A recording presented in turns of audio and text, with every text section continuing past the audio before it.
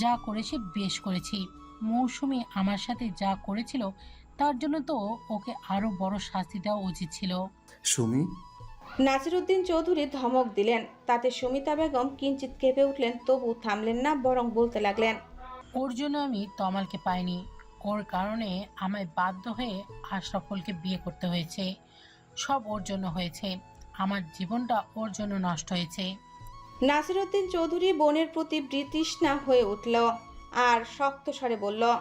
তার জন্য তুই এমন করবি? তুই জানতিস না ও অরণ্যকে কতটা ভালোবাসে? সুমিতা তাচ্ছিল্য করে বলে উঠল। যতই ভালোবাসুক, সৎমা কখনো আপন হয় না, সৎমা সৎমাই হয়। ও যদি অরণ্যকে এতটাই ভালোবাসে থাকে, তাহলে কেন ওই মহুয়ার মতো একটা কালো মেয়ের সঙ্গে অরণ্যের বিয়ে দিল? অরণ্যের সঙ্গে ওই মেয়েটার কোনো দিক দিয়ে যায় বলতো? নিজের মুখ সামলে কথা বলো সুমিতা, না হলে এর পরের চটটা তুমি আমার হাতে খাবে। আচমকাই মৌসুমী বেগমের ক্ষীণ স্বরে সবাই চমকে উঠল। মৌসুমী বেগম বসা থেকে উঠে ধপ ধপ পা ফেলে সুমিতার দিকে এগিয়ে গেলেন আর শক্ত কণ্ঠে বললেন। কিছুক্ষণ যন্ত্রণায় চুপ করে থেকেছি বলে খুব লাই পেয়ে গেছো তাই না? কান খুলে শুনে রাখো, অরণ্য আমার ছেলে। জন্ম দেয়নি তো কি হয়েছে? ওকে ছোটবেলা থেকে সবচেয়ে বেশি ভালোবাসা দিয়ে আমি বড় করেছি। আমি ওকে সব খারাপ থেকে আগলে রেখেছি। আর আমার ছেলের জন্য কোন মেয়ে উপযুক্ত আর কোন মেয়ে উপযুক্ত নয়, সেটা তোমার চেয়ে ভালো আমি জানি সুমিতা। গায়ের রং নিয়ে কাউকে বিচার করতে এসো না, এতে করে তুমি নিজেও ওই একই কাতারে পড়বে। কথাটা শেষ করেই মৌসুমী বেগম হনহন করে নিজের ঘরে চলে গেলেন। তার প্রতিটা পদক্ষেপ এখনও সেই আগের মতো শক্ত, অনড়। তার সেই আধিপত্য সব সময় আশেপাশে ছড়িয়ে থাকতো, এখনও ঠিক তেমনটাই আছে। এক চুলও তা কমেনি। সুমিতা বেগম থ হয়ে নিজের স্থানে দাঁড়িয়ে আছে। তিনি মৌসুমী বেগমকে ভেঙে দিতে চেয়েছিলেন, কিন্তু মৌসুমী বেগম তো মৌসুমী বেগমই। তিনি ভাঙবেন, তবু মস্কাবেন না। রাতের আকাশের তারারা নিজের নীলা খেলায় মেতে উঠেছে। চাঁদের পাশে তাদের মিটিমিটি বিচরণ। গ্রামের পরিবেশ এখন শান্ত, নির্জন। মাঝে মাঝে দূরে গাছের আড়াল থেকে ভেসে ভেসে আসছে পেঁচার ডাক, তো আবার ঝোপঝাড় থেকে ভেসে আসছে ব্যাঙ আর ঝিঝি পোকার ডাক। চৌধুরী বাড়ির পুকুর ঘাটের জল থই থই করছে। চাঁদের রূপলি কিরণ যেন জলে চিকচিক করছে। উষ্ণ অথচ মন শান্ত করা বাতাস পুকুরের জল ঢেউ খাচ্ছে। মহুয়া অরণ্যের ঘরের দরজার সামনে এসে দাঁড়িয়ে আছে। ভেতরে প্রবেশ করবে কিনা তা নিয়ে বেশ দ্বিধাদ্বন্দ্বে পড়ে আছে। লোকটা ঘরে একা কি করছে, তার মনের অবস্থা কেমন, এসব চিন্তা ওর মাথা চারা দিয়ে উঠছে। অবশেষে নিজের মনের দ্বিধাকে দমিয়ে রেখে একটা লম্বা শ্বাস ছাড়ল সে, আর দরজা হালকা ধাক্কা দিল। ধাক্কা দিতেই দরজা খুলে গেল। ঘরের লাইটটা বন্ধ, সব কেমন খুটখুটে অন্ধকারে ডুবে আছে।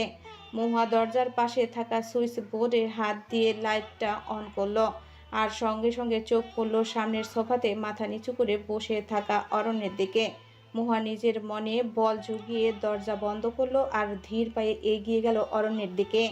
মহুয়া অরণ্যের ঘরের দরজার সামনে দাঁড়িয়ে আছে। ভেতরে প্রবেশ করবে কিনা তা নিয়ে বেশ দ্বিধাদ্বন্দ্বে পড়ে আছে। লোকটা ঘরে একা কী করছে, তার মনের অবস্থা কেমন, এসব চিন্তা ওর মাথা চাড়া দিয়ে উঠছে। অবশেষে নিজের মনের দ্বিধাকে দমিয়ে রেখে একটা লম্বা শ্বাস ছাড়ল সে, আর দরজা হালকা ধাক্কা দিল। ধাক্কা দিতেই দরজা খুলে গেল। ঘরের লাইট বন্ধ, সব কেমন ঘুটঘুটে অন্ধকারে ডুবে আছে। মহুয়া দরজার পাশে থাকা সুইচ বোর্ডে হাত দিয়ে লাইট অন করলো, আর সঙ্গে সঙ্গে চোখ পড়ল সামনের সোফাতে মাথা নিচু করে বসে থাকা অরণ্যের দিকে। মহুয়া নিজের মনে বল জুগিয়ে দরজা বন্ধ করলো আর ধীর পায়ে এগিয়ে গেল অরণ্যের দিকে। মহুয়া অরণ্যের সামনে গিয়ে দাঁড়ালো আর মিহিস্বরে বলল। আপনার সঙ্গে কথা ছিল। অরণ্য শুনল কি না জানে না মহুয়া। লোকটার কোনো সাড়া দিল না। তার দৃষ্টি স্বচ্ছ সদেব সাদা ফ্লোরে। মহুয়া কিছুক্ষণ দাঁড়িয়ে রইল অরণ্যের উত্তরের অপেক্ষায়, তবে কোনো লাভ হলো না। অরণ্যের পক্ষ থেকে কোনো উত্তর এলো না। তবুও মহুয়া হাল ছাড়ল না। হাঁটু মুড়ে বসে পড়ল অরণ্যের সামনে। নিজের কোমল শ্যামল হাত জোড়া রাখলো অরণ্যের ফর্সা গালে, আলতো করে গাল ধরে তার দিকে তাকাতে বাধ্য করলো। অরণ্য নিশ্চুপ ভঙ্গিতে তাকালো মেয়েটার পানে। অরণ্য বাদামি বর্ণের অক্ষি যুগল কেমন লালচে বর্ণে পরিণত হয়েছে তা দেখে মহুয়ার বুকের ভেতরটা কুঁকড়ে উঠল। অরণ্য কাঁদছিল, হ্যাঁ তাই তো, ওই যে তার চোখে এখনো অশ্রুর রাশি চিকচিক করছে। মহুয়া নিজের নরম বৃদ্ধা আঙ্গুল দিয়ে আলতো করে অরণ্যের চোখের অদৃশ্য চোখের জল মুছে দিল আর নরম স্বরে বলল, আপনি মামুনির উপর অভিমান করেছেন তাই না? অরণ্য কয়েক সেকেন্ড তাকিয়ে রইল তার কাজল কন্যার পানে, তারপর একটা তাচ্ছিল্যের হাসি দিয়ে বলল, অভিমান? আমার অভিমান করার জন্য কেউ আছে নাকি? আছে, আপনার সব আছে। ভালোবাসার জন্য, অভিমান করার জন্য আপনার কাছে সবই আছে, সবাই আছে। ক্ষীণ হাসি দিয়ে কথাটা বলল মেয়েটা। অরণ্য কিছু বলল না, মূলত বলার মতো কোনো ইচ্ছা আপাতত তার নেই। এতক্ষণ ধরে তার মনের উপর দিয়ে যে বিশাল ঝড় উঠেছিল তা কেউ জানে না, কিন্তু এই মেয়েটার কোমল শ্যামল মুখশ্রী দেখা মাত্রই তার মনে চলতে থাকা সকল ঝড় আবেশেই থেমে গেল। এই মেয়েটার মায়ায় যে সে খুব গভীরে জড়িয়ে পড়েছে। এই মায়া কাটিয়ে আদৌ কি ওঠা সম্ভব? হয়তো না। মহুয়া অরণ্যের চোখে চোখ রাখল। মেয়েটার কাজল রাঙা কালো নয়ন অশ্রু কণাতে টইটুম্বুর। কিন্তু কেন? কৌতূহলী হয়ে উঠে অরণ্য সুপ্ত হৃদয়। মহুয়া নিজের অধরে ক্ষীণ হাসি বজায় রেখে বলে উঠল, আপনার ভাগ্য অনেক ভালো জানেন তো। মামুনি আপনার আপন মা না হয়েও আপনাকে কতটা ভালোবাসে। কখনো আপনাকে বুঝতেই দেয় না যে উনি আপনার নিজের মা নন। আর এক হতভাগী আমি সৎ মায়ের ভালোবাসা পাওয়ার জন্য কত কি করলাম, তবু একটুও ভালোবাসা পেলাম না। তবু কখনো তার কাছ থেকে মায়ের ছোঁয়া পেলাম না আমি। মানে? অবাক হলো অরণ্য। তাকে হতবিলম্ব করে দিল মেয়েটা। কি বলতে চাইল? সৎ মা মানে? তার মানে রাশেদা বেগম ওর আপন মা না? অরণ্যের কৌতূহলী চাহনি বুঝতে মহুয়ার খুব একটা অসুবিধা হলো না। মেয়েটা একটা তপ্ত শ্বাস ছাড়ল আর বলল, ঠিক ভাবছেন আপনি। রাশেদা মা আমার আপন মা না, উনি আমার সৎ মা। এটা সবাই জানে, শুধু আপনি ছাড়া। হয়তো আপনি কখনো জানার প্রয়োজন বোধ করেননি। অরণ্য মেয়েটার দু কাঁধে হাত রাখল। মহুয়া অবাক হলো, চমকিত দৃষ্টিতে তাকালো অরণ্যের পানে। অরণ্য ওকে ফ্লোর থেকে তুলে নিজের পাশে বসালো আর বলল, খুলে বলো। মহুয়া নিজের মাথা নিচু করে ফেললো আর বলতে শুরু করলো, আমার যখন বয়স 7 তখন মা মারা যায়। তাই বাবা আমার দেখাশোনা করার জন্য রাশেদা মাকে বিয়ে করে আনে। রাশেদা মায়ের আগেও একবার বিয়ে হয়েছিল, কিন্তু তার পূর্বের স্বামী জুয়া খেলে টাকা উড়াতো। তাই রাশেদা মায়ের সঙ্গে তার ছাড়াছাড়ি হয়ে যায়। তাদের ঘরে একটা মেয়ে ছিল যারা বয়সে আমার চেয়ে 2 বছরের বড়। রাশেদা মা ওকেও আমাদের বাড়ি নিয়ে আসে। প্রথম প্রথম রাশেদা মা আমায় আদর করতো, কারণ বাবা তখন বাড়িতেই থাকতো। যখন দেখলো রাশেদা আমার যত্ন করছে, তখন আব্বু নিশ্চিন্ত হয়ে নিজের কাজে ফিরে যায়। আর তারপর থেকে রাশেদা মায়ের আচরণ পরিবর্তন হতে শুরু করলো। মেয়েটা একটু থামলো, একটা লম্বা শ্বাস ছাড়লো, নিজের সবটুকু দিয়ে কান্না নিয়ন্ত্রণ করার চেষ্টা করছে। মাথা তুলে শুকনো মুখে তাকালো অরণ্যের পানে। অরণ্য ওর দিকেই তাকিয়ে আছে, ওর প্রতিটা কথা মনোযোগ দিয়ে শুনছে। মহুয়া আবার বলতে শুরু করলো, তবে এবার তার কণ্ঠস্বর কিছুটা ভেঙে এলোমেলো হয়ে এলো, যেন নিজের হৃদয়ে লুকিয়ে থাকা যন্ত্রণাগুলো বেরিয়ে আসতে চাইছে। মেয়েটা বলল, রাশেদা মা আমায় কারণে অকারণেই বকাঝকা করতে শুরু করে। নিজের মেয়ের গায়ের রঙের সাথে আমার তুলনা করতো। আবার প্রায়শই তো আমার গায়েও হাত তুলতো। আমি ঘরের এক কোণে বসে কান্না করতাম। যখন আব্বুকে এ নিয়ে কিছু বলতে চাইতাম, তখন রাশেদা মা ভয় দেখাতো আমায়। বলতো আমি যদি আব্বুকে কিছু বলি তাহলে আমাকে খাবার খেতে দেবে না। ভয় পেতাম আমি খুব। তাই আর আব্বুকে কিছুই বলতাম না আমি। যখন একটু বড় হলাম, তখন আমাকে বাড়ির সব কাজ করানো শুরু করে আমায় দিয়ে। চুপচাপ সহ্য করে যেতাম আমি, এই ভেবে যে কাজ করলে হয়তো একটু মায়ের আদর পাবো, একটু ভালোবাসা পাবো, একটু স্নেহ মমতা পাবো। কিন্তু দিন শেষে সেই ঘুরে ফিরে বিনা কারণেই মার খেতাম আমি। 3 বছর আগে যখন আব্বু মারা গেল, তখন রাশেদা মা বললো আমি নাকি আব্বুকে খেয়েছি। প্রথমে মাকে, তারপর আব্বুকে। খুব একা লাগতো জানেন। এতিমদের যে আপন বলতে কেউ থাকে না, তা রাশেদা মা আমায় প্রতিদিন বুঝিয়ে দিতেন। যখন জ্বর হতো তখন একটু যত্ন নিয়ে আর কাউকে পাশে পাইনি আমি। নিজেকে বড্ড অপয়া মনে হতো আমার। একবার তো সুইসাইডও করার চেষ্টা করেছিলাম, কিন্তু সেদিন লাবু বাঁচিয়ে নিয়েছিল আমায়। এই বলে ডুকরে কেঁদে উঠল মহুয়া। অরণ্য নিস্তব্ধ বাকরুদ্ধ হয়ে গেল। কি বলবে বুঝতে পারছে না। এইটুকু একটা মেয়ে ছোটবেলা থেকে কত কি সহ্য করলো, তবুও কাউকে কিচ্ছু বলল না। এইদিকে মৌসুমী বেগম অরণ্যকে কখনো বুঝতেই দিলেন না তিনি ওর আপন মা নন। নিজের উপর এবার নিজেরই রাগ হচ্ছে অরণ্যের। তার কাছে মা আছে যে তাকে সব কিছু দিয়ে আগলে রাখে। জ্বর হলে সে দিন রাত তার যত্ন নেয়। অরণ্য তো না চেয়ে সব পেয়ে গেল। আর এই মেয়েটা মায়ের ভালোবাসা পাওয়ার জন্য কতটা কাঙ্গাল। ওইটুকু একটা মেয়ে মায়ের কাছ থেকে একটু ভালোবাসা পাওয়ার জন্য বাড়ির সব কাজ করত, অথচ দিন শেষে সে ঘুরে ফিরে তাকে সৎ মায়ের কাছে অত্যাচারিত হতে হয়েছে। অরণ্য মহুয়াকে নিজের কাছে টেনে আনল। ঘটনার আকস্মিকতায় মহুয়া হতবুদ্ধ হয়ে গেল। কাজল লেপ্টে যাওয়া অশ্রুসিক্ত নয়নে ফ্যাল ফ্যাল করে তাকালো সে অরণ্যের পানে। লোকটা কি করতে চাইছে তা বুঝতে পারছে না। অরণ্যের চোখের ভাষাও বোঝা দেয়। অরণ্য আলতো করে নিজের খসখস বৃদ্ধা আঙ্গুল দ্বারা মহুয়ার চোখের জল মুছে দিল আর নিমিষেই ওকে নিজের বুকের সাথে জড়িয়ে ধরল। মহুয়া যেন অবাকের শেষ সীমানায় পৌঁছে গেল। অরণ্যের নিজের এক হাত দিয়ে মহুয়ার মাথায় হাত বুলিয়ে দিচ্ছে আর কিঞ্চিত নমনীয় স্বরে বলে, it's okay, you can cry, I won't জাজ ইউ। মহুয়া নিজেকে ধরে রাখতে পারল না। অরণ্যের শার্ট খামচে ধরে নিজের মুখ অরণ্যের ঘাড়ে লুকিয়ে ফেলল। ফুপিয়ে কেঁদে উঠল ও। অরণ্য আরো শক্ত করে মহুয়াকে নিজের সাথে জড়িয়ে নিল। ফুপিয়ে কাঁদতে কাঁদতে মহুয়া অরণ্যকে বলে উঠল, আপনি মামনির উপর প্লিজ অভিমান করে থাকবেন না। মামনি খুব ভালো, উনি রাশেদা মায়ের মতো মারে না, বকে না। মামনি সবসময় সবাইকে ভালোবাসে, আদর করে। প্লিজ আপনি অভিমান করে থাকবেন না। আমরা এসব নিয়ে পরে কথা বলবো, আগে জাস্ট তুমি আগে শান্ত হও। রাতের খাবার সময় রায়তা এসেছে মহুয়া আর অরণ্যকে ডাকতে, কিন্তু অরণ্য বলছে সে নিচে যাবে না আপাতত, আর তার সাথে মহুয়াও যাবে না। তাই জুলেখা বেগম রায়তার কাছে ওদের দুজনের জন্য খাবার পাঠিয়ে দেয়। পুরো বাড়ি কেমন নিস্তব্ধ নিস্তেজ হয়ে আছে। রাতে লাবণ্য, জিহান কেউই খাবার খায়নি। মৌসুমী বেগমও খাবে না বলেছিল, তবে তার ঔষধ খেতে হবে দেখে নাসিরুদ্দিন চৌধুরী জোর করে খাইয়ে দিয়েছে।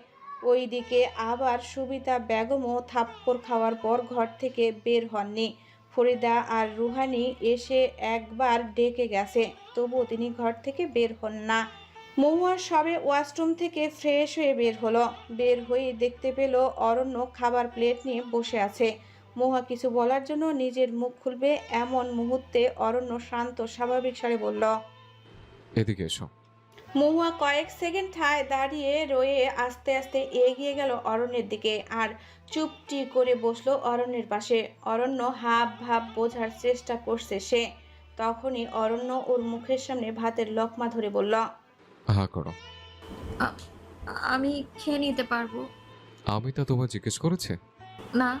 তাহলে চুপচাপ হা করো। মহুয়া আর কিছু বলতে পারল না, ধীরে নিজের মুখ খুলল। অরণ্য সযত্নে ওকে খাবার খাইয়ে দিতে আরম্ভ করলো। মহুয়া খাচ্ছে আর ভাবছে একটা মানুষের কত রূপ হতে পারে। এই বলে বউ বলে মানে না, আবার পরক্ষণে কি সুন্দর ওর মতো যত্ন নিচ্ছে, যেন সে বউ অন্তঃপ্রাণ। মহুয়ার হাসতে ইচ্ছা করলো কিঞ্চিত, তবে নিজেকে সামলে নিল। যদি ওর হাসি দেখে আবার ওই লোকটা নিজের রূপ পরিবর্তন করে ফেলে। খাবার মাঝেই মহুয়া মৃদু স্বরে বলে উঠল, আপনি খাবেন না? তোমার খাওয়া শেষ হোক, তারপর আমি খেয়ে নেব। একদম শান্ত স্বরে জবাবটা দিল অরণ্য। মহুয়ার খাবার শেষ হতেই দুজনে শুয়ে পড়ল।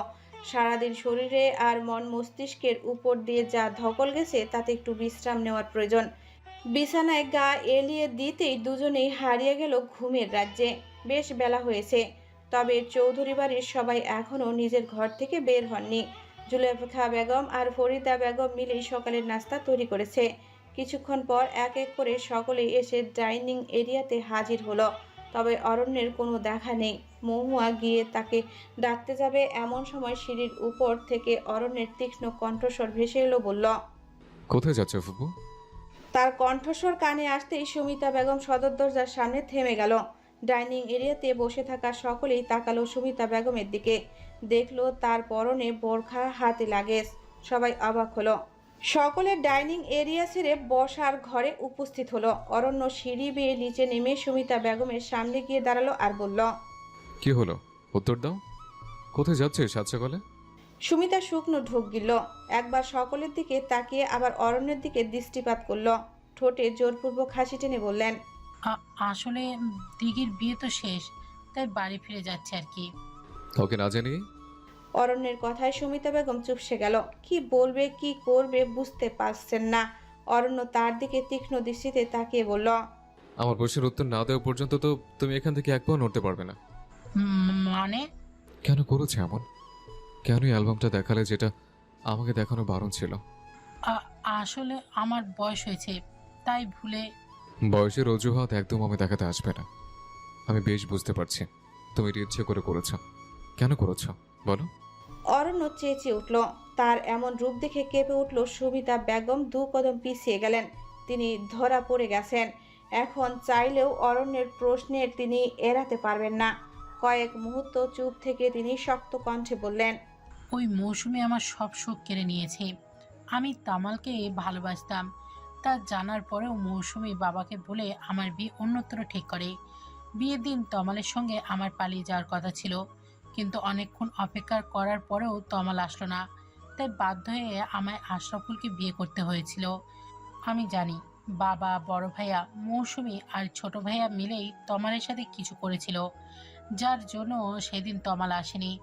ওই মৌসুমীর কারণে আমি সারা জীবন এমন একটা মানুষের সঙ্গে সংসার করে এসেছি যাকে আমি কখনো ভালোই বাসিনি, তাই করেছি এমন।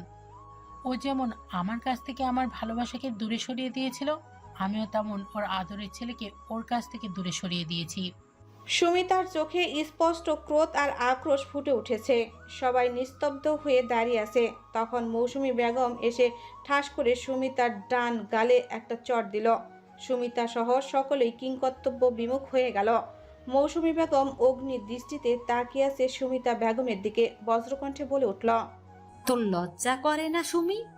এই জন্যই বলে কারো ভালো করতে নেই। তোর ওই তমাল সেদিন আসতো কি করে বলতো? সেদিন তো ও হাতে নাতে পুলিশের হাতে ধরা পড়েছিল। বিস্মিত হলো সুমিতা বেগম, সেই সাথে বাড়ির ছেলে মেয়েরাও। সুমিতা বেগম আশ্চর্য কণ্ঠে জিজ্ঞেস করল, কি? হ্যাঁ, সেদিন তমালকে পুলিশ ধরে নিয়ে গেছিল। কেন জানিস? কারণ ও মেয়ে পাচারকারীর দলের সঙ্গে যুক্ত ছিল। অল্প বয়সী মেয়েদের টার্গেট করে তাদের প্রেমের জালে ফাঁসিয়ে তাদেরকে পাচার করে দিত। আর অন্য মেয়েদের মতো তুইও ছিলে তার শিকার। ওর ব্যাপারে জানতে পেরেই আমি বাবা মশাইকে বলে তোর বিয়ে আশরাফুলের সাথে ঠিক করেছিলাম, যাতে ওই তমাল তোর কোনো ক্ষতি না করতে পারে। কিন্তু এখন মনে হচ্ছে আমি ভুল করেছিলাম। তমালের সাথে তোকে পালিয়ে যাওয়ার ব্যবস্থা করে দিতাম, তারপর ও তোকে পাচার করে দিত। এটাই বোধ হয় ভালো হতো। তাহলে তোর মাথায় মিথ্যে ক্ষোভ জন্মাতো না। কথাটা শেষ করেই মৌসুমী বেগম একটা লম্বা শ্বাস ছাড়লেন। সুমিতা বেগম মূর্তির ন্যায় দাঁড়িয়ে আছে। এত বছরে সে মৌসুমী বেগমকে, তার পুরো পরিবারকে ভুল বুঝে এসেছিল। শুধু শুধু সবার উপর রাগ পোষণ করে রেখেছিল, যেখানে সকলে শুধু তার ভালো চেয়েছিল। নিজের প্রতি নিজেরই এখন তার ঘৃণা হচ্ছে। লজ্জায় মাথা হেট হয়ে দাঁড়িয়ে আছে। নাসিরউদ্দিন চৌধুরী আর রহমান চৌধুরী বোনের দিক থেকে মুখ সরিয়ে নিল। চৌধুরী নিবাসে বসার ঘরের পরিবেশ একদম থমথমে। কারো মুখে কোনো কথা নেই। সবাই নিশ্চুপ দাঁড়িয়ে আছে। বাতাসের সঙ্গে মিশে আছে সকলের মাঝে বিরাজমান উত্তেজনা আর উৎকণ্ঠা। সুমিতা বেগম মাথা হেট করে দাঁড়িয়ে আছে। সকলের দৃষ্টি তার দিকে। এই অস্বস্তিকর পরিস্থিতিতে কেউ নিজের মুখ খোলার সাহস পাচ্ছে না। অতঃপর অরণ্য এই অস্থির নীরবতা বিচ্ছিন্ন করল। গম্ভীর স্বরে সুমিতা বেগমের উদ্দেশ্যে বলল, আম্মুর কাছ থেকে তুমি আমায় আলাদা করতে চেয়েছ। ভেবেছ আম্মুর নিজের মা নয় জানার পর আমি আম্মুকে ভুল বুঝবো, ঘৃণা করব, তার থেকে দূরে সরে যাব। কিন্তু এত চেষ্টা করেও তুমি সফল হতে পারলে না। এই বলে সবাইকে চমকে দিয়ে অরণ্য মৌসুমী বেগমের হাত শক্ত করে ধরল। একবার নরম দৃষ্টিতে মায়ের দিকে তাকিয়ে পুনরায় সুমিতা বেগমের দিকে তাকালো। চোখে কাঠিন্যতা টেনে আনলো। আত্মবিশ্বাসী স্বরে বলল, মৌসুমী বেগম তথা নাসিরউদ্দিন চৌধুরীর দ্বিতীয় স্ত্রী আমার মা ছিলেন, আছেন, আর সারা জীবন তিনি আমার মা হয়ে থাকবেন। মৌসুমী বেগম ছেলের দিকে তাকালেন। চোখ জোড়া তার জলজল করে উঠল। গর্বে বুকটা ফুলে উঠল। তার ছেলে, তার অরণ্য। শত চেষ্টা করেও কেউ তার ছেলেকে তার কাছ থেকে আলাদা করতে পারেনি। ইতিমধ্যেই জিহান আর লাবণ্য এসে অরণ্যকে জড়িয়ে ধরল আর বলল, তুই আমাদের ভাইয়া, সে মা যাই হোক, বড় খালামণি হোক বা আম্মু, ছোটবেলা থেকে তোকে নিজের আপন ভাইয়া মেনেছি আর সারা জীবন মানব। ওদের এমন অটুট বন্ধন দেখে সুমিতার নিজেকে আপাত মস্তক ছোট মনে হলো সে কোনো তৃতীয় ব্যক্তি যে এই সংসার ভাঙতে উঠে পড়ে লেগেছিল। আসলেই সে তো তৃতীয় ব্যক্তি। যেখানে সবাই সব সময় তার ভালো কথা ভেবে এসেছে, সেখানে সে নিজেই তাদের আলাদা করতে সংসার ভাঙতে উঠে পড়ে লেগেছে। নিজের প্রতি নিজের কেন জানি হাসি পাচ্ছে তার। তিনি অবশেষে মাথা তুলে সকলের দিকে তাকালেন। তার দু ভাই তার থেকে মুখ ফিরিয়ে নিয়েছে। অবশ্য নেওয়ারই তো কথা। সে যা করেছে তাতে সবার চোখে সে এখন এক অপছন্দনীয় মানুষ হয়ে উঠেছে। তবুও সে ঠোঁটে মলিন হাসি টানল আর অনুশোচনা নিয়ে বলল, আমায় পারলে ক্ষমা করে দিও তোমরা।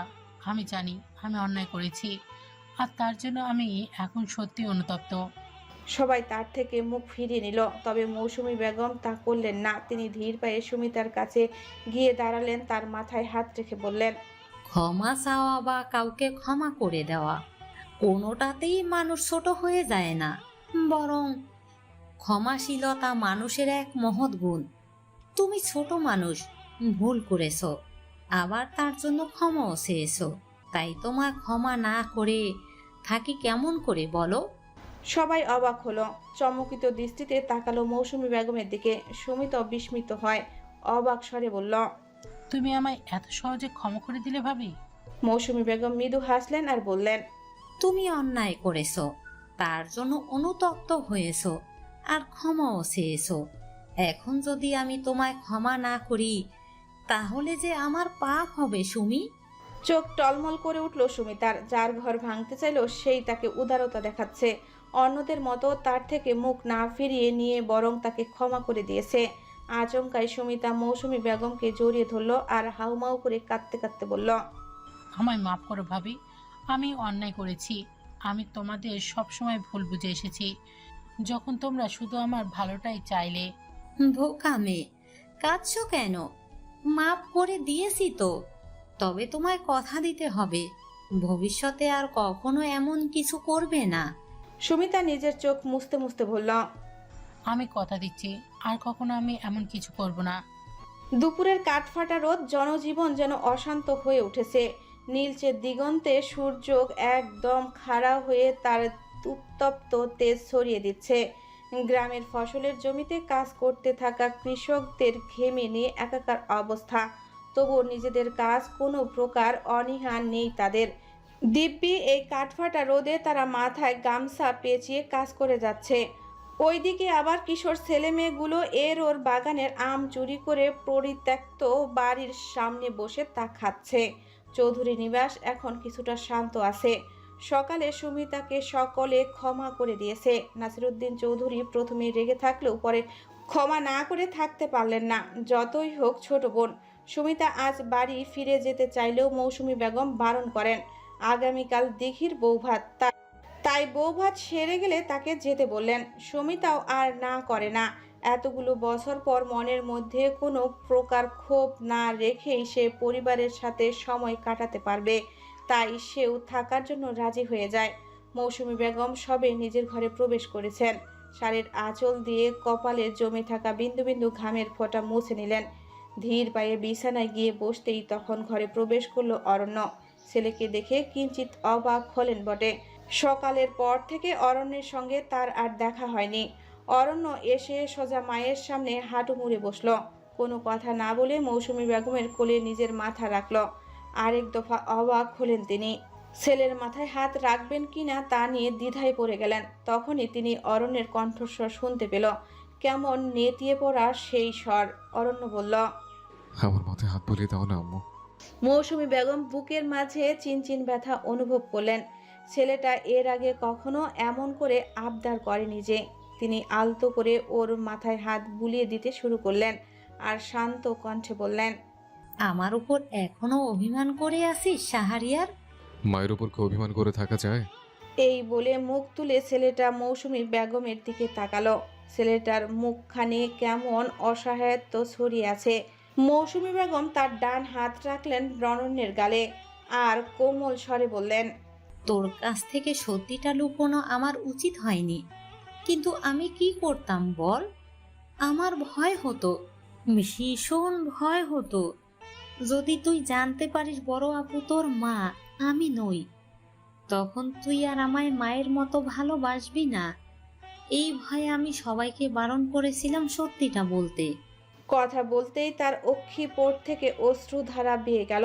মায়ের চোখে জল দেখে অরণ্য নড়ে চড়ে বসল, নিজের বৃদ্ধা আঙ্গুল দ্বারা মায়ের অশ্রু মুছে দিল আর বলল, কাঁদছ কেন?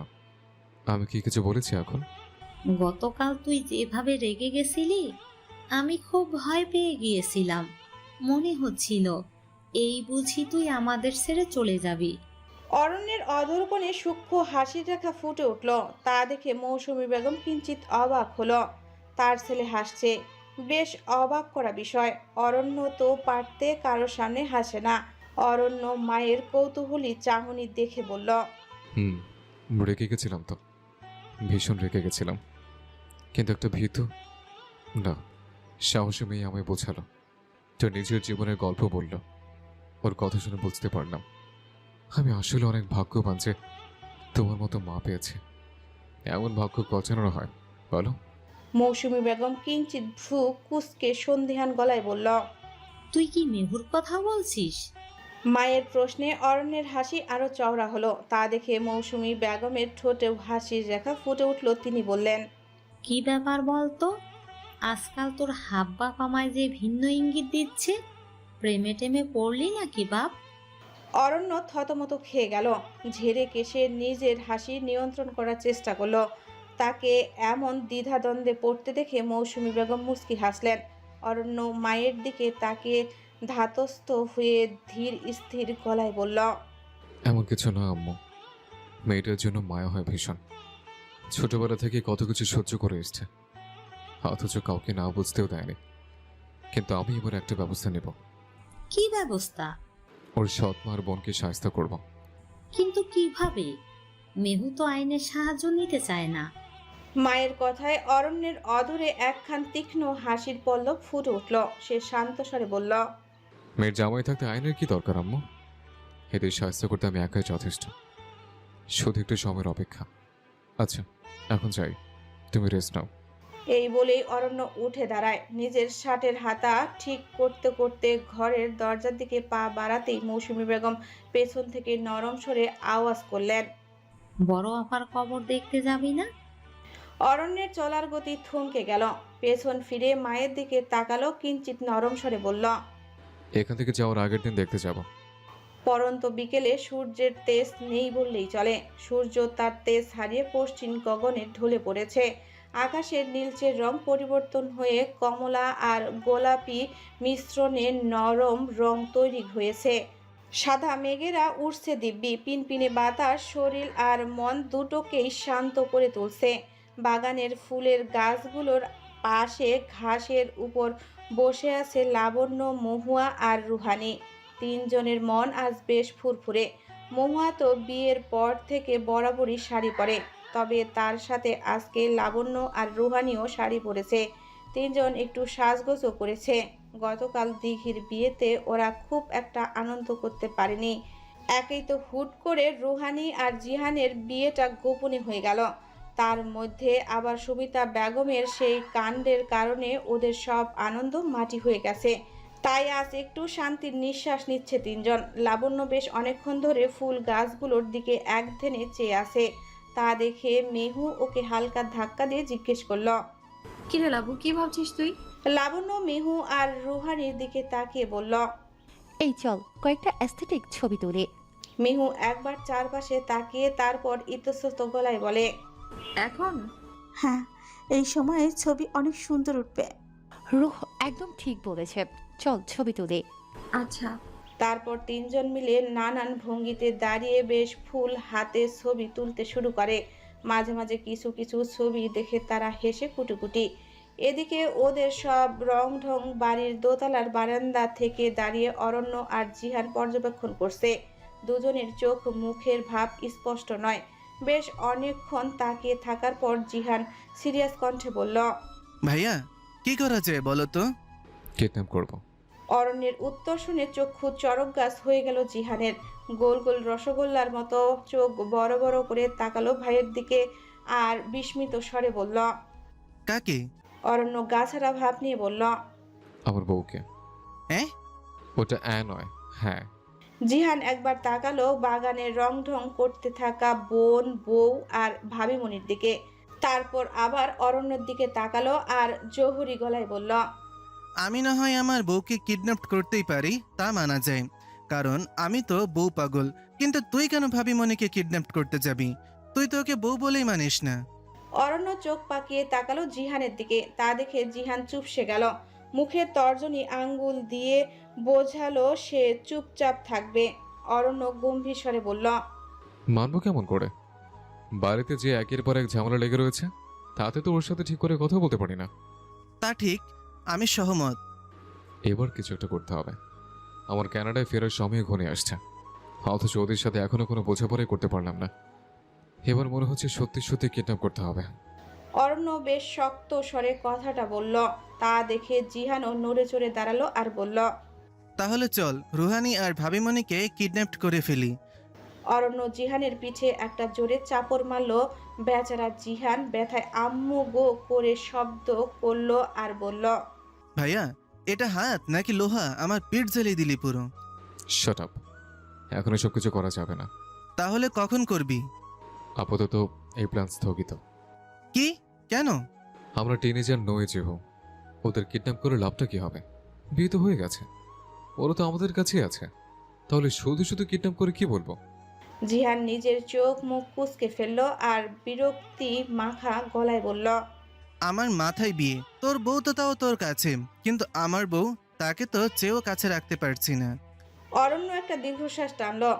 ভাইয়ার কাঁধে হাত রেখে দৃষ্টিপাত করলো নিচে বাগানে আনন্দ করতে থাকা মেয়েগুলোর দিকে আর শান্ত স্বরে বলল।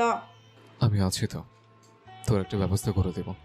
সত্যি দিবি তো? দেখ, বউ থেকেও এই দেবদাসের মতন ঘুরে বেড়াতে আমি আর পারবো না। তুই যদি কিছু করতে না পারিস তাহলে আমি আমার বউকে কিডন্যাপ করব, সেই সাথে তোর বউকেও। আজব, মাঝখানে মহুয়াকে কেন টানছিস? আলবাত টানবো। আমি আমার বউকে না পেলে তোকেও আর তোর বউকে পেতে দেব না। তুই আমার ভাই নাকি শত্রু যেহু? আপাতত ভাই, কিন্তু আমার বউকে না পেলে শত্রুতা করে দুজনের বউদের কিডন্যাপ করে নেব। ওকে, আমি কোনো একটা ব্যবস্থা করব। তুই একটা নর্মাল হ ভাই। সবে বাগান থেকে ঘরে প্রবেশ করেছে মহুয়া। মন তার খুব ফুরফুরে, আনন্দে মন যেন ধেই ধেই করে নাচছে। এমন সময় আচমকাই কেউ তার হাত ধরে টান দিয়ে দরজার সাথে চেপে ধরল। ঘটনার আকস্মিকতায় হকচকিত হয়ে উঠল মেয়েটা। বুকের ভেতরটা ভয়ে ধড়ফড় করে উঠল। ভয়ে চোখ বন্ধ করে ফেলেছে। বেশ কিছু সময় নীরব মুহূর্ত অতিবাহিত হওয়ার পর মহুয়া নিজের ঘাড়ে কারো ঘন ঘন শ্বাস প্রশ্বাস অনুভব করল। শরীর কেমন শিউরে উঠল তার। আস্তে আস্তে পিটপিট করে নয়নজোড়া খুলল। তখন সামনে থাকা ব্যক্তিও তার ঘাড় থেকে মুখ উঠিয়ে মহুয়ার কাজল রাঙা ডাগর ডাগর কালো চোখে নিজের গাঢ় বাদামি বর্ণের অক্ষিযুগল আবদ্ধ করে। মহুয়ার সামনে থাকা ব্যক্তিটিকে দেখে শীতল বরফের ন্যায় জমে যায় আর কম্পিত স্বরে আওয়াজ তুলে। আপনি? অরণ্য ওর দিকে এক দৃষ্টিতে তাকিয়ে আছে। তার চোখের পাতা নড়ছে না, সে পলক ফেলছে না। মনের মাঝে উত্থাল পাতাল ঝড় বইছে। তার শক্ত পাথরের নয় হৃদয়ে এই শ্যামাবতী নারী যে তাণ্ডব চালিয়েছে তা সে চেয়েও থামাতে পারছে না। এক অদৃশ্য মায়া বলে এই মেয়ে তাকে নিজের সাথে বেঁধে রেখেছে, অথচ তা মিহু নিজেও জানে না। অরণ্য মহুয়াকে ব্যথা না লাগার মতো করে দেওয়ালের সাথে চেপে ধরল আর ভারী স্বরে বলল। বলেছিলাম না, বাড়ির বাইরে গেলে মাথায় কাপড় দিয়ে যাবে, সেটা বাগান হোক বা উঠান। মহুয়া কেঁপে উঠল। অরণ্যের কণ্ঠস্বর এত শক্ত বা কড়া নয়, তবে তাকে নিজের এত কাছে দেখে পেটটা কাঁপছে। একটা শুকনো ঢোক গিলে মৃদু স্বরে বলল। আব- আসলে লাবু রুহানি বলছিল ছবি তোলার কথা, তাই। অরণ্য কিছু বলল না। তীরের ধনুকের ন্যায় সুচালো দৃষ্টিতে তাকিয়ে আছে তরুণীর দিকে। তা দেখে মহুয়া মিনমিন স্বরে বলল। ভয় করছে আমার। অরণ্য ভ্রু কুঁচকে ফেলল আর তীক্ষ্ণ স্বরে জিজ্ঞেস করল। কেন, কে দেখে ভয় পাচ্ছ? মহুয়া কাপা স্বরে উত্তর দিল। আপনাকে। অরণ্য অবাক হলো না। এমন উত্তর সে মহুয়ার কাছ থেকে আশা করেছিল। সে মহুয়ার আরো কাছে ঝুঁকে পড়ল।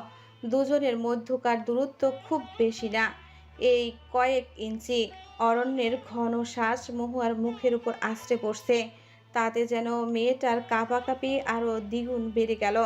অরণ্যকে এত কাছে দেখে এবার যেন ওর হৃৎপিণ্ডটা বুক ছিঁড়ে বেরিয়ে আসবে। অরণ্য কর্কশ কণ্ঠে জিজ্ঞেস করল, আমায় কেন ভয় পাচ্ছ? আহ, আপনি আমার এত কাছে দাঁড়িয়ে আছেন তাই।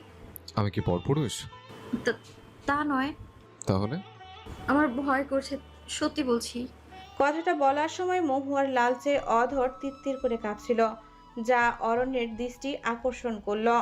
কেমন ঘোর লেগে গেল তার চোখে। ঘোর লাগা দৃষ্টিতে তাকিয়ে আছে মেয়েটার অধর পানে।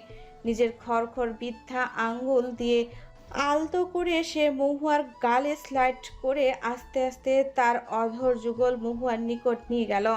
তার অধর জোড়া যেই মহুয়ার অধর স্পর্শ করতে যাবে, এমন সময় তার কানে ভেসে এলো মৃদু গুনগুন করে কান্নার শব্দ। তড়াৎ গতিতে নিজের অক্ষিযুগল খুলল সে। সঙ্গে সঙ্গে হতবুদ্ধ হয়ে গেল। মহুয়া নিজের চোখ মুখ খিচে কান্না করছে। অরণ্যের ঘোর কেটে গেল মুহূর্তেই। অরণ্য কিছু বুঝতে পারল না, সে কি ভুল কিছু করে ফেলল, মহুয়াকে অস্বস্তিতে ফেলে দিল। অরণ্য একটা শ্বাস ছেড়ে উদ্ঘৃণ্য কণ্ঠে আওড়ালো, মহুয়া? ক্রন্দনরত মহুয়ার মায়াময় মুখের পানে উদ্ঘৃণ্য চাহনিতে তাকিয়ে আছে অরণ্য। বুঝতে পারছে না মেয়েটার এমন মুহূর্তে কান্নার কারণ। মহুয়াও কিচ্ছু বলছে না, শুধু মৃদু শব্দে কাঁদছে। অরণ্যের মনে হলো তার ধৈর্য স্লান হয়ে আসছে। সে মহুয়ার থেকে কয়েক কদম পিছিয়ে গেল, এক ঘন শ্বাস ছাড়ল আর জিজ্ঞেস করল, কি হয়েছে বলবে কি? আমার অস্বস্তি লাগছে। নিজের কান্না থামিয়ে শক্তি সঞ্চয় করে মিনমিন স্বরে কথাটা বলল মেয়েটি। ব্যাস, এতটুকুই বাক্য যথেষ্ট ছিল রাগী পুরুষের রাগকে দ্বিগুণ বাড়িয়ে দিতে। আর বেশিক্ষণ এই মেয়ের সামনে থাকা যাবে না, না হলে নির্ঘাত রাগে নিজের হিতাহিত জ্ঞান হারিয়ে মেয়েটাকে ভয় দেখানোর মতো কিছু করে বসবে। তাই এক মুহূর্ত ঘরে দাঁড়ালো না অরণ্য, হনহনিয়ে বেরিয়ে গেল রুম থেকে। মহুয়া একাই স্থানে ঠাই দাঁড়িয়ে আছে। কান্না থেমে গেলেও এখনো হেসকি তুলছে। চোখের সামনে অতীতের বিভৎস কিছু ঘটনা ভেসে উঠতেই চোখ মুখ খিচে নিল মেয়েটি। বেশ অনেক সময় অতিবাহিত হওয়ার পর মহুয়া নিজেকে ধাতস্থ করল। চোখ জোড়া কান্নার কারণে লাল হয়ে উঠেছে। শ্যামলা মুখখানি কেমন শুকিয়ে কাঠ হয়ে গেছে। ওয়াশরুমে গিয়ে ফ্রেশ হয়ে নিল মেয়েটা। এবার একটু শান্তি লাগছে। তখনই অরণ্যের কথা মনে পড়ল। লোকটা ওই সময় ভীষণ রেগে গিয়েছিল, তবু ওকে কিচ্ছুটি না বলে ঘরে থেকে বেরিয়ে গেল। এখন বেশ খারাপ লাগছে মহুয়ার কাছে, কিন্তু ওর যে কিচ্ছু করার নেই। অরণ্যের এমন হঠাৎ কাছে আসায় যে মহুয়ার পুরনো ঘাগুলো তাজা হয়ে উঠেছিল। মন আর মস্তিষ্ক জুড়ে যে এক জঘন্য অতীতের ঘটনা বিচরণ করছিল, তাই তো নিজেকে সামলে না পেরে কান্না করে দিয়েছিল। এসব ভাবনার মাঝেই ওর ডাক পড়ল নিচ থেকে। মৌসুমী বেগম ডাকছে ওকে। তাই নিজের মাথা থেকে সব চিন্তা ভাবনা ঝেড়ে ফেলে দিল। মাথায় কাপড় দিয়ে দ্রুত পায়ে রুম থেকে বেরিয়ে হাঁটা ধরল বসার ঘরের উদ্দেশ্যে। মোনালিসা প্রবেশ করলো সুমিতার রুমে। রুমে প্রবেশ করেই দরজাটা ধপ করে বন্ধ করে দিল। দরজা বন্ধের ক্যাট ক্যাট শব্দে সুমিতা জানালার বাহির থেকে নিজের মুখ সরিয়ে দরজার দিকে তাকালো। লিসাকে দেখে অবাক হলো না তেমন। হাতের ইশারায় ওকে খাটে বসতে বলল। লিসাও খাটে এসে বসলো আর মনমরা কণ্ঠে বলল, তোমার সাথে যা হয়েছে। শিক্ষা হয়েছে। এতদিন সবাইকে ভুল বুঝে তাদের ক্ষতি করতে চেয়েছিলাম, কিন্তু এখন বুঝতে পারছি আমি সর্বদাই ভুল ছিলাম। ঠোঁটে মৃদুর হাসির রেখা টেনে তিনি কথাটা বললেন। লিসা কিছুক্ষণ তার মুখের পানে চেয়ে থেকে অতঃপর বলল, কিন্তু এখন আমার কি হবে আন্টি? আমি শাহরিয়ারকে কিভাবে নিজের করব? লিসার কথায় সুমিতা ফোঁস করে একটা শ্বাস ছাড়ল। তিনি লিসাকে দেখেই বুঝতে পেরেছিলেন ও কি উদ্দেশ্যে তার ঘরে এসেছে। তিনি ওর পাশে গিয়ে বসলেন। ভীষণ শান্ত গলায় তিনি বললেন, শাহরিয়ারকে ভুলে যাও। দেখো, আমি চাইলে সবাইকে বলতে পারতাম আমার সঙ্গে তুমিও জড়িয়েছিলে, কিন্তু আমি বলিনি। তোমায় সুযোগ দিচ্ছি। শোনো লিসা, তোমার মতে তুমি বুদ্ধিমান মেয়ে, বিধিবিধানে কেউ খণ্ডাতে পারে না। তাই তুমি শাহরিয়ারকে ভুলে যাও, তোমার ভাগ্যে ওর নাম লেখা নেই। অসম্ভব। তড়িৎ বেগে চেঁচিয়ে উঠল লিসা। বিরক্তিতে গা পিত্তি জ্বলে যাচ্ছে ওর। ও শাহরিয়ারকে পাবে না এটা হতেই পারে না। 3 বছর ধরে মন প্রাণ দিয়ে ও শাহরিয়ারকে ভালোবাসে। নিজের মনে শাহরিয়ারকে নিয়ে কত শত অগণিত স্বপ্ন বুনেছে, আর আজ এক মুহূর্তেই ও শাহরিয়ারকে ভুলে যাবে? এটা অসম্ভব। ও দাঁত কটমট করে বলল, শাহরিয়ার আমার আন্টি, ওই 2 দিনের কালো মেয়েটা এসে আমার ভালোবাসাকে কেড়ে নিতে পারে না, কিছুতেই না। লিসার কথায় জেদ প্রকাশ পেল। এই জেদটা একসময় সুমিতার মধ্যেও ছিল, আর তার ফলস্বরূপ সে নিজের কর্মের জন্য এখন অনুতপ্ত। এখন তিনি এই একই জিনিস লিসার মধ্যে সম্পূর্ণ দেখতে পাচ্ছেন।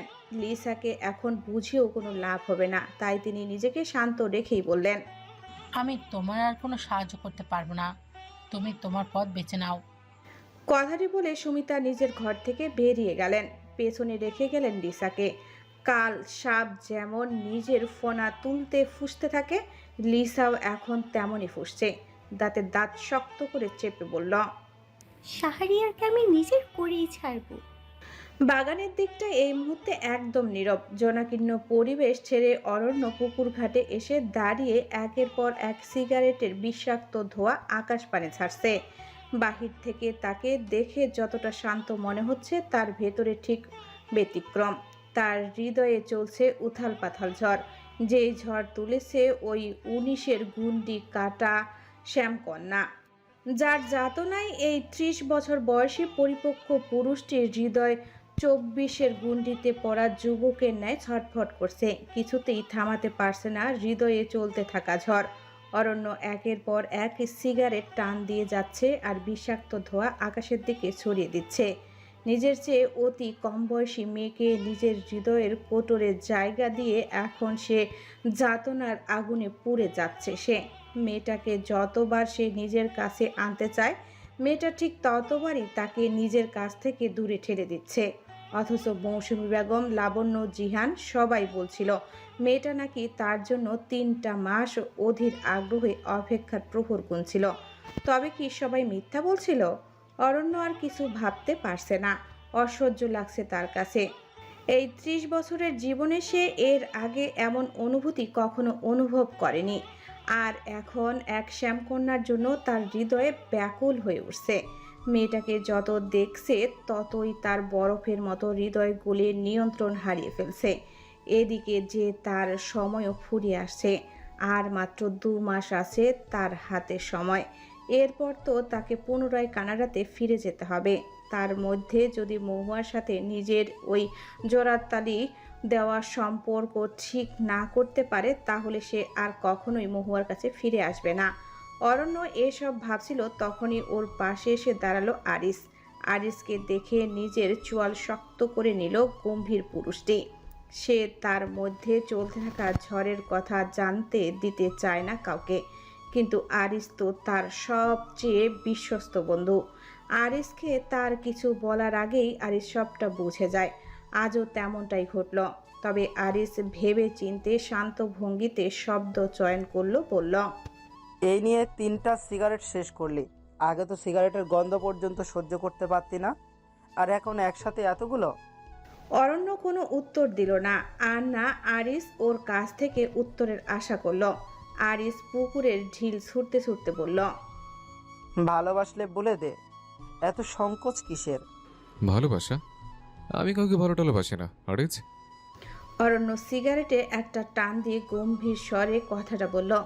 তার কথায় আরিস নিজের চোখ উল্টে মনে মনে বলল, গাধা একটা।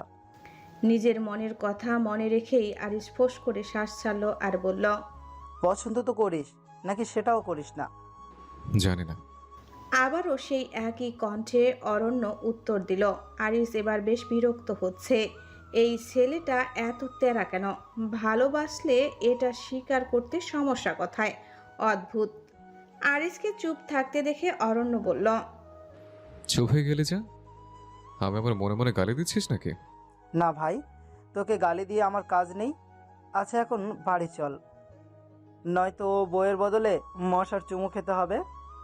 আরিজের শেষের বাক্যটি শুনে অরণ্য তীক্ষ্ণ দৃষ্টিতে তার দিকে তাকালো। তা দেখে আরিজ একটা অস্বস্তিকর হাসি দিল, আর কোনো কথা না বাড়িয়ে বাড়ির দিকে অগ্রসর হলো। ভোর সকাল, আজানের ধ্বনি কানে আসতেই মহুয়ার ঘুম ভেঙে গেল।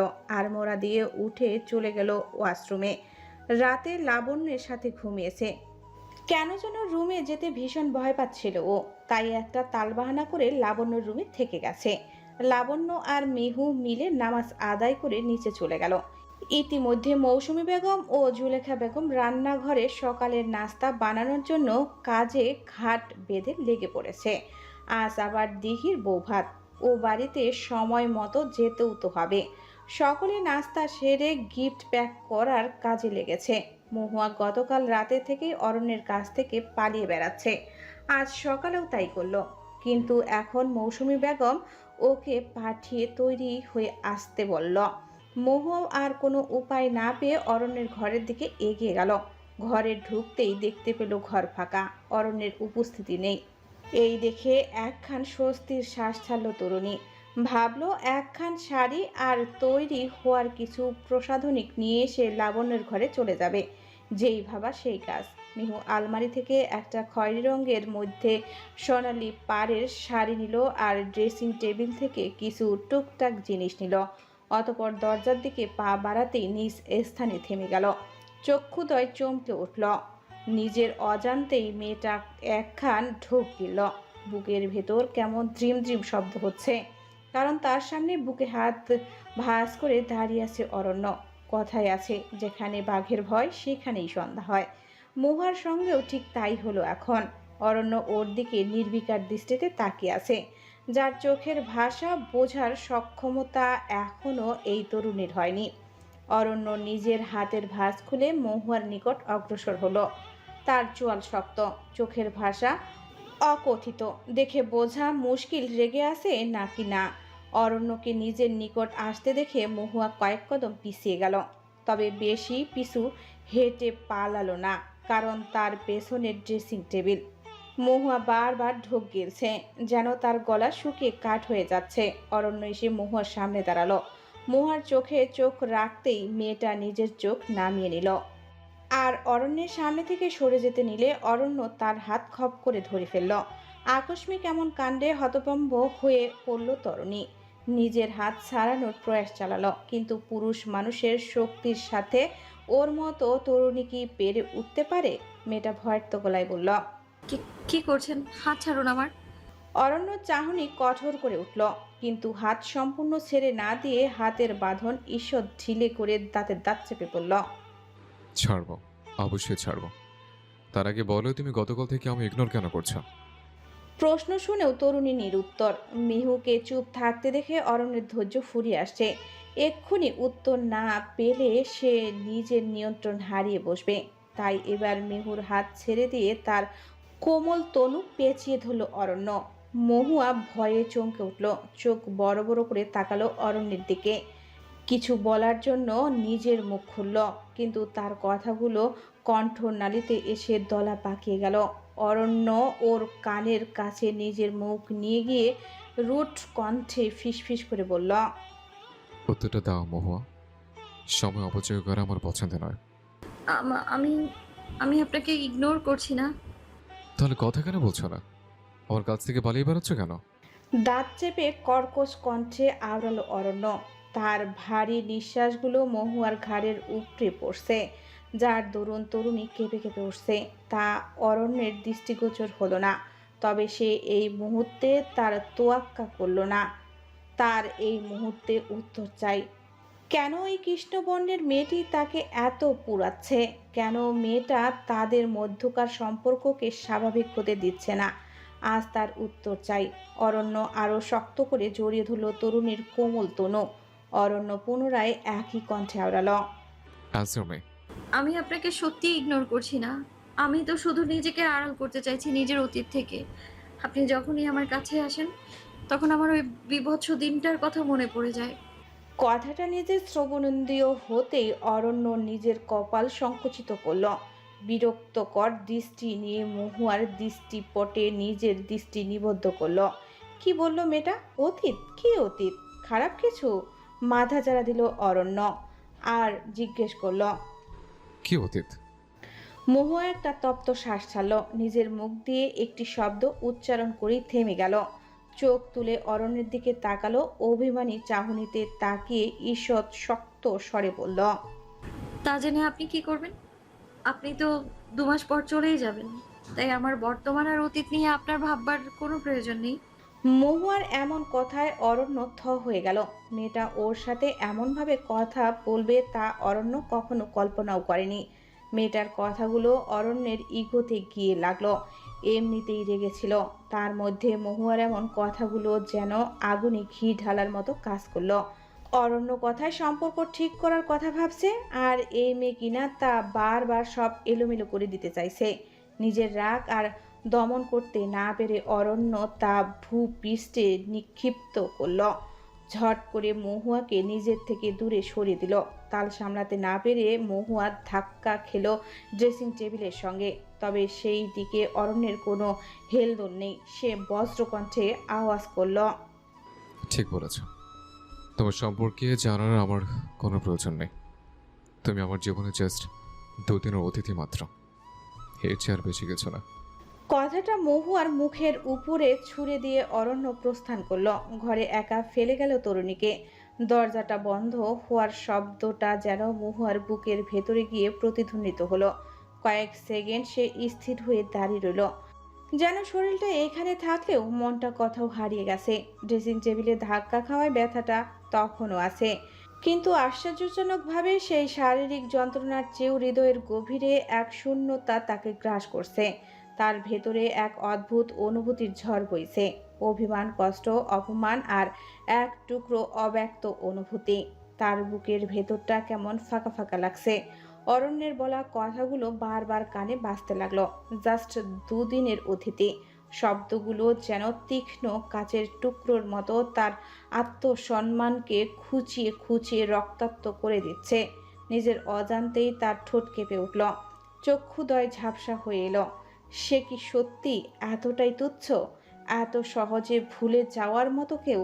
অরণ্যের হৃদয়ে কি সে নিজের জন্য একটুকু জায়গা করে নিতে পারেনি? সে কি সত্যি অরণ্যের জীবনে স্রেফ 2 দিনের অতিথি? এই প্রশ্নগুলো তার মাথার ভেতরে ঘুরপাক খেতে লাগলো। অভিমান আর অপমান মিশে এক অদ্ভুত অনুভূতি তৈরি হলো তার মনের ভেতরে। সে তো অভিমান করে কথাগুলো বলছিল, কিন্তু সেই অভিমানের আড়ালে তো ছিল একরাশ প্রত্যাশা। ভেবেছিল অরণ্য হয়তো থামাবে, হয়তো বুঝবে তাকে, কিন্তু বাস্তবতা যেন তাকে নির্মমভাবে ঠেলে দিল অন্যদিকে। তার ভেতরের নরম অংশটা ভেঙে টুকরো টুকরো হয়ে যাচ্ছে, অথচ বাইরের মুখটা শক্ত করে ধরে রাখার এক মরিয়া চেষ্টা চলছে। উত্তপ্ত সূর্যের দাবাহারে চারপাশ যেন মরীচিকার মতো ধু ধু করছে। বাতাসের সঙ্গে মিশে যাচ্ছে উত্তপ্ত সূর্যের তেজ। মাঠের ঘাসগুলো শুকিয়ে কেমন নিতিয়ে পড়ে হলদেটে বন্যে পরিণত হচ্ছে। পুকুরের পানিতেও নেই কোনো শীতলতা। এই কাঠফাটা রোদে দিগন্তের দিকে চোখ তুলে তাকানো দায় হয়ে দাঁড়িয়েছে। চৌধুরী বাড়ির সবাই তৈরি হতে ব্যস্ত। একটু পর দিঘির শ্বশুরবাড়ির উদ্দেশ্যে রওনা হবে সবাই, তাই যে যার মতো তৈরি হচ্ছে। রুহানি নিজের ঘরে তৈরি হচ্ছিল। সবে একটা শাড়ি পরে ওয়াশরুম থেকে বেরিয়ে রুমে এলো। রুমে এসেই সে অবাক চিত্তে তাকালো বিছানার দিকে। সেখানে একটা সাদা পাঞ্জাবি পরে বসে আছে জিহান। তাকে দেখে রুহানি কিঞ্চিত ইতস্তত হয়ে পড়ল। একাই তো কাউকে না জানিয়ে তাদের বিয়েটা হয়েছে, তার মধ্যে আবার সে জিহানের কাছে সময় চেয়ে নিয়েছে এই নতুন সম্পর্কের সঙ্গে মানিয়ে নিতে। আর আজ বাড়িতে অনেক আত্মীয় স্বজন এসেছে। যদি কেউ তাকে আর জিহানকে একসাথে দেখে ফেলে তাহলে কেলেঙ্কারি হয়ে যাবে। রুহানি নিজেকে ধাতস্থ করবে ধীরে সুস্থে জিজ্ঞেস করল, তুমি এখানে কি করছো? জিহান স্বাভাবিক স্বরেই উত্তর দিল, নিজের বউকে দেখতে এসেছি। কেউ দেখে ফেলে সমস্যা হবে। তাতে আমার কি? তুই আমার বউ, বিয়ে করেছি তোকে। কে দেখলো না দেখলো তাতে আমার কিছু যায় আসে না। এমন কেন করছো তুমি? আমি তো সময় চেয়েছি তোমার কাছে। এবার জিহান উঠে দাঁড়ালো, ধীর গতিতে এগিয়ে গেল তার রুহুর কাছে। মেয়েটার দুধে আলতা গায়ের রঙের সঙ্গে এই লেভেন্ডার কালারের শাড়িটা ভীষণ মানিয়েছে। চুলগুলো হালকা এলোমেলো, কাঁধের উপরে পড়ে আছে অবিন্যস্ত ভঙ্গিতে। মেয়েটার এখন যে কতটা স্নিগ্ধ লাগছে তা বলে বোঝানো যাবে না। জিহানের ইচ্ছে করছে এই মুহূর্তে সকলকে জানিয়ে দিতে যে তার রুহু শুধুই তার বিয়ে করাবো। পরক্ষণেই নিজের এই ভাবনাকে নিজের মস্তিষ্কে আটকে নিল সে। রুহানি তার কাছে সময় চেয়েছে, আর সে তাকে এই সময়টুকু দিবে। তাই একটা লম্বা শ্বাস ছাড়ল জিহান, আর নমনীয় স্বরে বলল, আমি তোকে তৈরি করে দিই রুহ। এত নমনীয় স্বরে জিহান আবদারটা করলো যে রুহানি চেয়েও না করতে পারল না। তাই নিজের মাথা নুয়ে মিহি স্বরে বলল, আচ্ছা। মনের মতো উত্তর পেয়ে জিহান খুশি হলো, তবে তা বহিঃপ্রকাশ করলো না। বরং রুহানিকে ড্রেসিং টেবিলের সামনে বসিয়ে দিয়ে আস্তে আস্তে ওকে তৈরি করতে শুরু করে।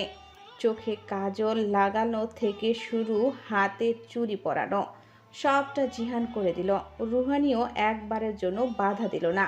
ওকে তৈরি করার শেষে জিহান আয়নার দিকে তাকালো। ইস, মেয়েটা কত মিষ্টি লাগছে। ইচ্ছে করছে নিজের হৃদয়ের কৌটোরে লুকিয়ে ফেলতে। জিহান নিজের ঠোঁটে কিঞ্চিত হাসি টেনে বলল, মাশাআল্লাহ, আমার লক্ষ্মী বউ। কথাটা শ্রবণ ইন্দ্রিয়ে পৌঁছাতেই রুহানি লজ্জায় রাঙিয়ে গেল। আয়নাতে জিহানের চোখে চোখ রাখতে না পেরে নিজের মাথা নুয়ে ফেলল। জিহান ওকে ফিসফিস করে বলল, শোন, ও বাড়িতে গিয়ে কারোর সাথে বেশি কথা বলবি না, আর সবসময় ভাবিমণি আর লাবুর সঙ্গে থাকবি, কেমন? রুহানি হ্যাঁ সূচক নিজের ঘাড় কাত করলো। তা দেখে জিহান একটা স্বস্তির শ্বাস ছেড়ে ঘর থেকে বেরিয়ে যেতে নিয়ে আবার থেমে যায়। ফিরে আসে রুহানির নিকট। মেয়েটা বিভ্রান্তি নিয়ে তাকালো জিহানের দিকে আর জিজ্ঞেস করল, কিছু ফেলে গেছো? না, একটা আবদার আছে। কি? তোর কপালে একটা চুমু দেব, অনুমতি দিবি? আবারও লজ্জা পেয়ে গেল রুহানি। কি উত্তর দিবে বুঝতে পারছে না। তা দেখে জিহান বলল, ইটস ওকে, তোর অস্বস্তি লাগলে। তুমি একটা চুমু দিতে পারো। রুহানির কথায় চমকে উঠল জিহান। মেয়েটা এত সহজে অনুমতি দিবে তা সে ভাবেনি। জিহান একটা ঢোক গেল, ধীর পায়ে এগিয়ে গেল মেয়েটার কাছে, আর আলতো করে নিজের অধরে কোমল ছোঁয়া এঁকে দিল রুহানির ললাটে। আধারি রাত্রিতে নিরিবিচ্ছিন্ন পরিবেশ, দূর থেকে ভেসে আসছে ঝিঝি পোকার ঝিঝি শব্দ। গ্রামের পরিবেশ একদম ঠান্ডা। ক্লান্ত রাতে চাঁদের মৃদু রশ্মির সাহারায় গ্রামের কাঁচা পথ দিয়ে এশার নামাজ শেষ করে মুরব্বীরা বাড়ি ফিরছে। মৃদুলা হাওয়ায় ক্লান্ত শরীর যেন সতেজ হয়ে উঠছে। দূরে গাছের পাতার আড়ালে ডালে বসে থাকা হুতুম পেঁচার ডাক ভেসে আসছে খানিকক্ষণ পরপর। দিঘির বৌভাতের আনুষ্ঠানিকতা শেষ করে চৌধুরী পরিবার মেয়ে আর মেয়ে জামাইকে নিয়ে চৌধুরী নিবাসে ফিরে এসেছে গোধূলির বেলায়। রহমান চৌধুরী মেয়ে জামাইয়ের সঙ্গে বেশি কথা বলার সময় পেলেন না। পাশের গ্রামের ছেলেপুলের সঙ্গে তাদের গ্রামের কজন ছেলেপুলের মারামারি লেগেছে। এতে কয়েকজন গুরুতরভাবে আহত হয়েছে।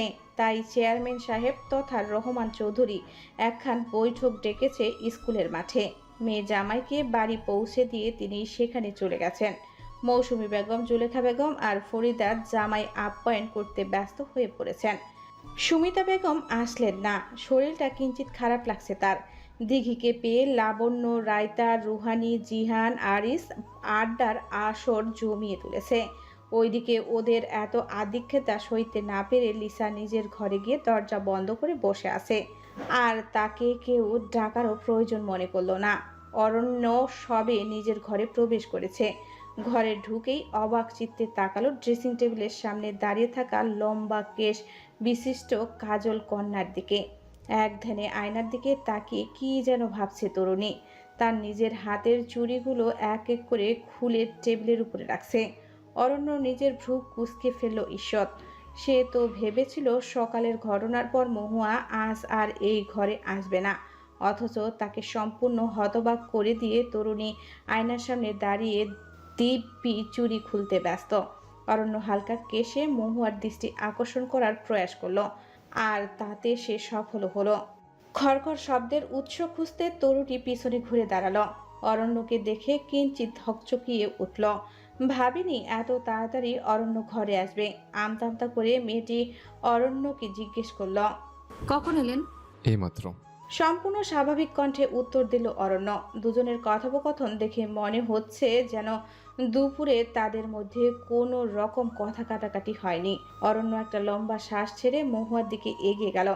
মহুয়ার সামনে দাঁড়িয়ে তার হাতের অবশিষ্ট চুড়িগুলো আস্তে আস্তে খুলে টেবিলে রাখল। তারপর দৃষ্টিপাত করলো অভিমানী তরুণীর কৃষ্ণবর্ণের মুখশ্রীতে। এই মুখের পানে একটু গভীর চাহনিতে তাকালেই অরণ্যের হৃদয় গলে যায়। সে সাথে তার উত্তপ্ত লাভার ন্যায় রাগ। অরণ্যের দৃষ্টি কোমল হয়ে এলো। একদম স্বাভাবিক কণ্ঠে আওয়াজ করল।